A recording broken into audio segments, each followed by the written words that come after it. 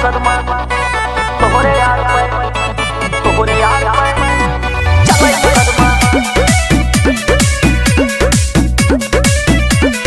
संजय यदुवंशी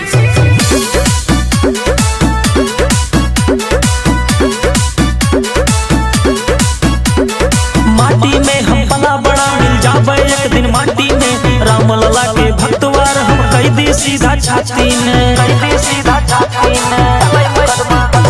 माटी में पला बड़ा हम मिल जावे एक दिन माटी में राम लला के भक्तवार हम कैदी सीधा छाती में पल भर में हम ठंडा कैदे पड़ जाए जब हमसे पाला तोहरे यार पर चलत मुकदमा है 302 वाला तोहरे यार पर चलत मुकदमा है 302 वाला तोहरे यार पर चलत मुकदमा है 302 वाला तोहरे यार पर चलत मुकदमा है 302 वाला।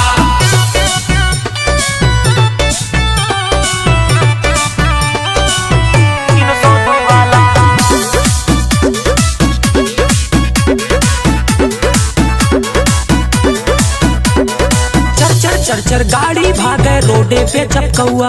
बन के बाज उड़त बाटिन हम को करत कौआ चले मुकदमा चर गाड़ी भागे रोडे पे चपकौआ बन के बाज उड़त बाटिन हम को करत कौआ छूटे गर्मी देही के जब टकरावा तू हमसे लाला तोहरे यार पर चलत मुकदमा है 302 वाला तोहरे यार पर चलत मुकदमा है 302 वाला तोहरे यार पर चलत मुकदमा है 302 वाला तोहरे यार पर चलत मुकदमा है 302 वाला। तोहरे यार पे तोहरे यार पे चले मुकदमा।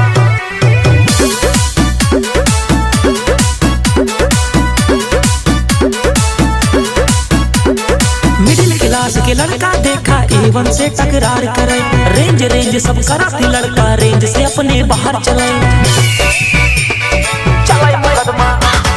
मिडिल क्लास के लड़का देखा A1 से टकरार करे रेंज सब करा थी लड़का रेंज से अपने बाहर चले चमके सूरज जैसे लेकिन काम करत है सारा काला तोहरे यार पर चलत मुकदमा है 302 वाला तोहरे यार पर चलत मुकदमा